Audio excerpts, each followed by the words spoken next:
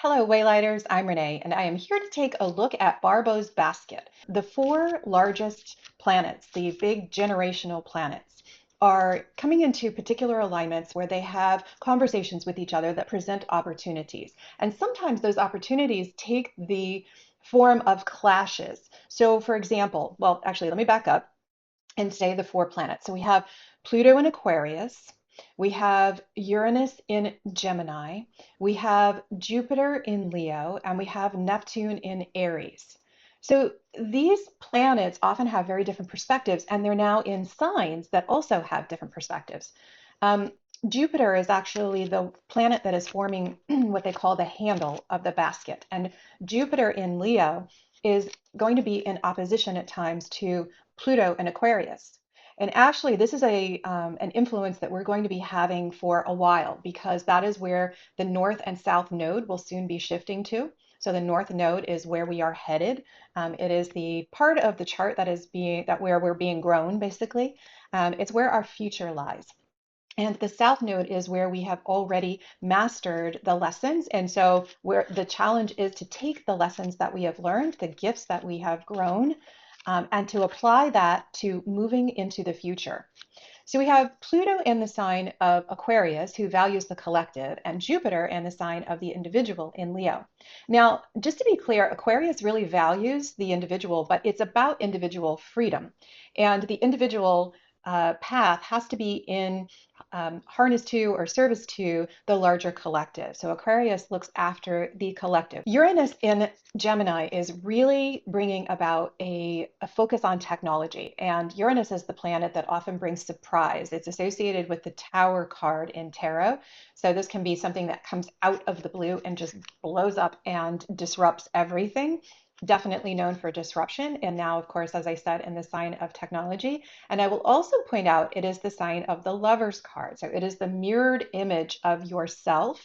And it can be that a shocking realization of your internal makeup, of the way that you are thinking, of the story that you're telling yourself, all of that can also happen as well in the sign of Gemini. So it's being of two minds at times and realizing that actually we all have that capability and it's intended to assist us in growth if we are willing to look in the mirror. And then Neptune is in Aries. Now, Neptune is the planet of dreaming and also, therefore, sometimes of illusion in its so-called lower registers. So when it's in Aries, Aries is the sign of action. Aries is not real big on dreaming. Aries is basically, let's get going and we will iterate, we will shift along the way, and I have full confidence that we can do that as we go. Neptune wants to spend time dreaming and saying, what is it that we don't even see? What is possible that we could bring into being? And I have to tap in internally to see that because it's not yet in my external world. So we have all of these planets are coming together and having various conversations. The upshot of it is that civilization as a whole, the collective as a whole, has a very rare opportunity to create true and lasting change for the better. And the trick is it can also be for worse. So the choices that we make right now will really have a long-term impact. And so I wanted to ask Source what what input Source has for us to focus on individually. What is it that we can do to help move this conversation forward in the very best way? Okay, as often happens, it very much mirrors the conversation that I just had. This is about growth, and it is about where you have spent time changing and growing. She is standing on what could be seen as the earth, definitely blue with what looks like some continents there, but we could also see this as could be an egg, could be an orb of light, but she is now growing out of it and it is still nourishing her. It's as though her roots are wrapped around it. So where is it that you have been setting down roots and blossoming? You're being invited to reflect on this. And I really like the vision here of the rainbow because it reminds us as you're reflecting, look at the best. Don't get mired down in the idea of, oh, I didn't do this right, or oh, this took me too long to get through, or oh, I'm not sure if I've mastered that lesson yet. Look, the water is still kind of bouncing up around her, it's still flowing. She has not got this perfect, and she may not even have completely solid footing, but she is grounding herself, rooting in, and standing in that water that as it sprays up is creating this rainbow. So make sure that when you reflect that your mind is not taking you down negative rabbit holes. Um, really emphasize what is it that you've gained in illumination. So we have here an echo of the Chariot card, and often the Chariot card has one black horse and one white horse, which can signify different things. It could signify the conscious part of you, the shadow part of you. It could signify where you have learned and what you have yet to learn. It can also just be getting two different, if you're of two minds, remember we talked about Gemini. If you're of two minds, getting the horses going in the same direction. So when you think about what you have learned and how you have grown over the past year or so, what are the lessons that you can carry forward, not only in terms of their content, but actually how you got there? Like, how did you get that chariot moving? What is it that helped you move forward? That's what this is about. All of us working together to move toward greater illumination. This is a cycle, and it is a particular point in the cycle. This chariot, interesting that we have another chariot with dark horses this time, whereas we had the light horses before and the illumination. We could say maybe that this is sunset, or that is even a moon that's coming up in the back because we have the darker horses here. So while this looks like Helios, I actually think that this could also be seen as Hades, who also rode a chariot and had dark horses pulling it because, of course, he is the god of shadow. He is the god of the underworld. So don't be afraid to look not only at the things that you have done well and brought into the world, but also the shadows that you have explored. That is where we exponentially grow at times, when we are willing to face what is within us that we are afraid of, partly because we're newly seeing it. It may not be, it's obviously not new that it's there, but we have not seen it before. We have not faced it before. And in doing so, we bring it to illumination. The source, what advice do you have for us on moving forward and putting things into action now? Maybe having conversations openly with other people. Since there were two chariots here, this could also be work. You could be focused on whatever your work is, whether that is a purpose-based business of your own, or whether you work with other people and for another company. Oh, I'm being asked to take this bottom several cards. Okay, and one top card. All right. Oh, love it. All right. So we have the Two of Pentacles, the Queen of Wands, the Tower, and the Ace of Wands. So this is definitely about your creativity. You have a choice right now, and I would say that the choice that is in front of you is the thing that you are reflecting on. So you may be being asked to let go of something right now that you cannot carry, you cannot continue to juggle and ride your bike as well at the same time.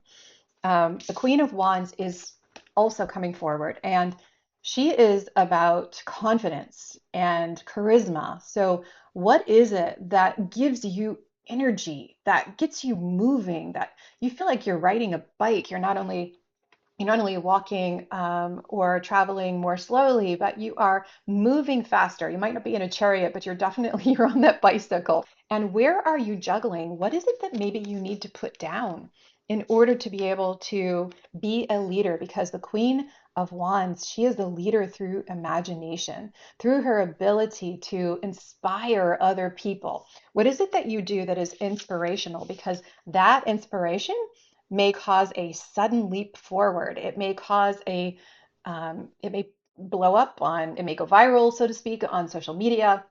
You could end up finding something that you are passionate about that's a new way that you use an existing gift that you completely didn't expect. You could do something that's almost like off the cuff one day, and other people are like, wow, we love that.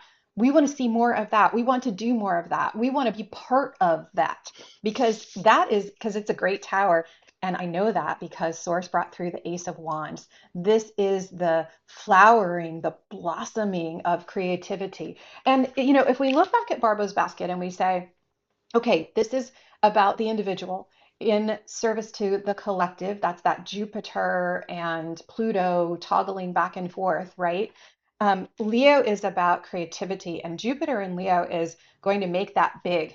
It's going to make it exponentially magnified. And so there is the power for this incredible disruption. This is a big cycle. We had two chariots here. This is about day and night, about where we know that we are going and where we have not been expecting that because it's been in the shadow, and it may suddenly be coming to light. So what we didn't see, we may suddenly see in a tower moment, and it can be beautiful. It can be this Ace of Wands. And I just want to say that this cherry tree that I pointed out in other videos that I love because it reminds me of Sakura, which is the Japanese blossom festival in the spring. That is something where individuals go out and they watch the petals. They watch them drop. They watch them float in the breeze. Sometimes they row out in boats and on a lake, and they sit and watch them. It is an art. And it is something that is meant to be not only individual, but you do with your community. It is a community-based activity. And that's really what we're talking about here with Barbault's basket, is that it's not only about what I do individually, what you do individually, and that in aggregate that makes a difference. No, it's about going out and being part of the community, of speaking, of reflecting, of not just staying in our own head or our own venue, but having these larger conversations so that your ideas can take root and grow in my world as well, and vice versa. So, what are the conversations that you could have where you could seed a new idea? You could offer it to someone else and they could take it up differently. And this creativity that the Queen of Wands, especially, is a master at, where that creativity can cause something new to grow. So, that is what Spirit is asking of us today. All right. Any final I'm going to use this deck here. Any final advice that you have that you would bring to us today, Spirit? Wow, that was fast. No, not that one. The one on top. Okay. Shift the focus. So just the same way that we were talking about the reflection, we have this shift the focus. Remember I said, be sure that you're reflecting on the most powerful positive elements, not on what you wish you had done differently, what you could have done differently. Of course, we need to learn from the past. I'm not saying otherwise. I'm not saying go forward blindly, but put that magnifier on something that will really mm, make you come alive, because chances are that if it's causing you to have a reinvigoration of connection with that life force, with that vitality that wands bring to us, it will cause the same reaction in others. So this says change how you feel about a situation by shifting the focus in your mental representation. Imagine zooming out to hear not only someone's negative comments, their criticism, but also their positive and supportive comments and their kind gestures. So that's exactly what we were talking about. But we can take stock, I guess, make an assessment of how am I spending my time? How am I spending my energy? And when I start to go down a rabbit hole, just say, okay, yep, absolutely, I have those regrets, and I can let them just be here and they can just sit by the side of the road. And I can say thank you to them that they have the intention that I will have a better future. That's why that they are nagging at me, and that's why I'm allowing them to nag at me. And now I got the message, and I'm going to move forward now and not be frozen through them. All right, Waylighters, we are being asked for growth and beauty. So bring your gifts to this new path, this opportunity that's happening, this unfolding conversation between these different energies. You have it in your world. I have it in my world. What is it that we can do together to create a better future? Sending you so much love and many blessings. I will talk with you soon.